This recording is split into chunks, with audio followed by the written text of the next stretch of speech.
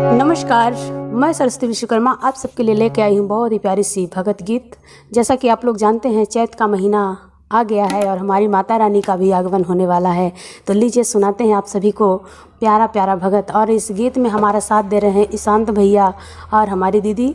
भगत गीत आप सबको कैसी लगती है कमेंट में अपना प्यार और आशीर्वाद दीजिएगा। आइए गीत सुनते हैं। जय माता दी।